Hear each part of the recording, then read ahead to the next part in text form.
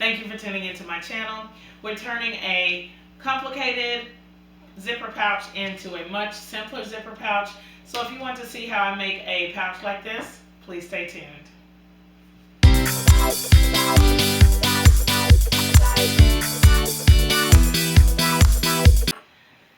If you've been following my channel, you know that I've been working on these zipper bags that were made out of leftover t-shirts and jersey strips from a t-shirt quilt that I did a while ago. And what I want to do is do a quick video about how to simplify this bag.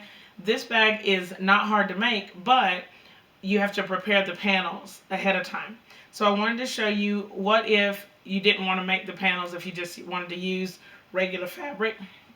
And so I want to take a minute and show you how to do that, but only a little simpler. To choose your fabrics, you really can just choose anything that goes together. I'm choosing to coordinate a bag with this bag, so I'm using a similar fabric on the outside and a similar fabric for the lining. You only need very few materials, move that out of the way, to make a bag like this. So I've already sort of prepared them. We'll go over them quickly and then we can get started making this simple zipper bag. The first thing you need, of course, is your fabric. And this is going to be my outside fabric. And then I have this for the lining, so it would exactly match the my tote bag. And this step is completely optional. I'm going to use some interfacing to make my bag a little bit stiffer. And I'm actually going to put the interfacing on the thinner fabric in just a minute. You also need your zipper. Whatever zipper you have is fine. I'm using a metal zipper just because it's what I have on hand, and although I do have some nylon zippers, I want to use all these up first before I go into those. And my bag is going to be just a little bit bigger. I think this is a 9-inch zipper from this part to the other metal part. And so I've cut my rectangles at approximately 12 inches by 8 inches. Just to give me enough room on the long side to fit the zipper. I also have 4 little rectangles of fabric that I'm going to use to make kind of zipper tabs for my zipper in a few minutes. But the size doesn't matter on these. You just want them to be able to cover the zipper. They probably are going to be cut in a minute. So first step first, I'm going to take my interfacing and attach it to my lighter fabric, like not heavier, but the more flexible fabric. I'm going to do that off camera, and then we'll get on with what the next step is. I have my interfacing on both sides of my lining. You can see it there. My next step is actually going to be to add these quasi zipper tabs to my zipper. I'll show you how I did that. I did this side already, and you can see that it's just both sides are just sewn down to the zipper. So I'll show you as I flip this side around. I'm going to open this up just a little bit, and then I'm going to place the top one right side down, and then the top fabric rectangle right side down, and then I'm going to put one underneath and put it right side up. And then I'm going to stitch along here and fold it back, and that's going to give us a zipper tab. This is so that when the whole bag is sewn together, you don't see the end of the zipper. I've already placed my zipper foot on the machine, and so I'm going to go ahead and stitch down this side and press it, and I'll show you what it looks like. Now that I have my zipper tabs done, it's time to start putting this bag together. This is, from your view, the bag is actually upside down. This is the top. I'm going to place my zipper face down or right side down onto that top fabric. I'm just kind of trying to center it, doing my best to center it. It might be completely centered, it might not. Grand scheme, it is not that important to me. If it's that important to you, just measure the distance from top to bottom and make sure it's even. From this point, I'm going to take the lining fabric and I'm going to place it right side down. Okay, and I like to pin this, so I'm going to pin it, and then with my zipper foot on my machine, I'm just going to stitch it straight down, and it's going to sandwich the zipper in there. So let me add a few pins. When you add the pins, you just want to make sure that you're enclosing that zipper all the way and that it's flush with the top of the bag. So like here, it's not quite flush. So I'm just going to bring it up and then add a pin. And these steps, if you watch the tutorials of the zipper pouch, from here on out, the steps are exactly the same. I'm just going through them on camera in case somebody hasn't seen them. So, and I will link the zipper pouch videos, part 1 and 2, in the description box and in the iCard, so you can have both of those to look at. One thing that I did, I'm going to have to go and repin. These two are not even, so I need to take that out and try it again. Because I want both of those to be even with each other. So I'm just going to scoot it just a little bit so that they're even. Now I'll give it another chance at pinning, and then I'll stitch it and I'll show you what it looks like. I have the first side of the zipper done, and then I'm gonna do the exact same thing with the other side. I'm gonna place it face down. I'm gonna place it face down on top of the outside fabric. This is right sides together. And try to line it up, center it, something like that, whichever. And then, just like I did with the other one, place the lining on top, right side down. And you'll notice on here on these tabs, there's a little bit left over at the top. I'm going to actually stitch this first, and then I'll cut the remainder off the top and off the side. So I'm going to pin, then stitch, and then press, and I'll show you what it looks like. I have both panels of the outside fabric and the lining stitched onto the zipper. You can see the zipper here in the middle. If I flip it over, you can see how the ends of the zipper are enclosed in those tabs, and that's just what we want.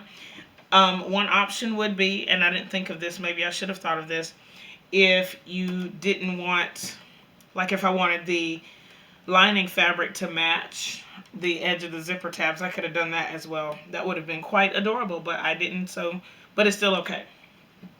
The next step is going to be to top stitch on the sides of the zipper. This is going to help keep the zipper from getting tangled up in the sides of the fabric. So it's a pretty important step. I've chosen to match the thread colors here, so on the top it's going to be kind of a cream, on the bottom it's going to be that maroon. I still have my zipper foot on, so I'm just going to guide it along the edge of both sides and top stitch it down. We're really almost done at this point. There are only 2 more seams to make. I have my my things top stitched, and so the next step is actually going to be first to open the zipper, and then we're going to get ready to sew both of these sides together. So what I do is you put lining fabric to lining fabric, and then outside fabric to outside fabric. So we're going to stitch all of this together, and then I'm going to push the zipper flaps toward the lining fabric, both sides, and then I'm going to start pinning. And you have to leave an opening for turning, so I'm going to go ahead and pin the opening for the turn, because it does have to be in the lining fabric. You don't want your turning, you don't want that opening to be on the outside fabric, because then you'll have a stitch or a seam showing on the outside. So I'm just gonna, this is gonna mark my opening here, And then I'm going to pin all the way around and then go ahead and stitch that. I'm changing out my foot to my 1/4 inch foot. You could use your open toe foot. Really, you probably could use your zipper foot. I'm just not going to do that. And then I'm going to change my thread to a neutral thread. So after I get all of this stitched around, I will show you what it looks like.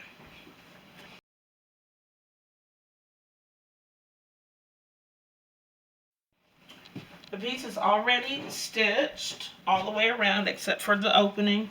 I'm going to go ahead and remove the pins and get this ready for turning. It's not going to be difficult to turn. It shouldn't be anyway, because I have the zipper still open. The first time I made one of these bags, I made the zipper closed, or I stitched around it and the zipper was closed, and it was so difficult to pull it through because I had to unzip the zipper from the bottom or from the inside. I'm going to go ahead and cut up to the stitch line on the corners. So hopefully I have some nice crisp corners. Okay. And then I'm going to proceed with turning this inside out. I'll do this on camera. Hopefully it won't be too challenging, and I can do it on camera and not be embarrassed. So the main thing is make sure you get in between the fabric, not in between the fabric and the interfacing.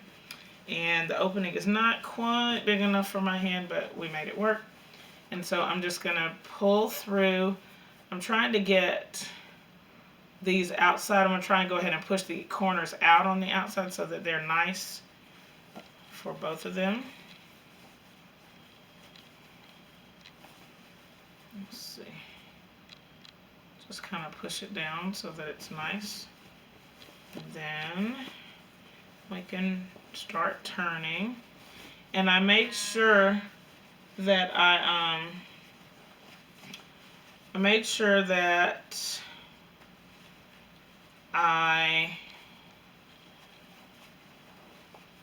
forgot what I was going to say. I forgot what I made sure that I did. Oh, I made sure that I backstitched around the opening, so each end of the opening was backstitched, so it should be nice and sturdy, even though I'm doing all this pulling on the pouch. Okay, so there's that corner. I'm going to try and push it out a little bit more. And of course you can use whatever you have to pull the corners out. I'm just using my fingers. And they don't have to be perfect. I mean, it'll be okay.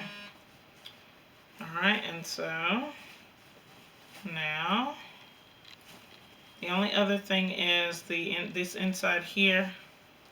Just trying to push it as close out as I can. Okay. And I have this small opening right here, and you could press this, but you don't have to. I think I may go ahead and press it though because it has that interfacing in it. Let me see. Let me pull it out a little bit first. So press it towards the inside so that it's nice and sturdy. Then I will stitch it down with a matching thread. I'm going to take my neutral thread out and put the red thread back into my machine, but I'm going to press this first, then stitch it down, and I'll show you what that looks like. I have the final seam done. Hopefully you can't see it because I used the matching thread. That's kind of the point. Now all I need to do is stuff the inside of the bag in.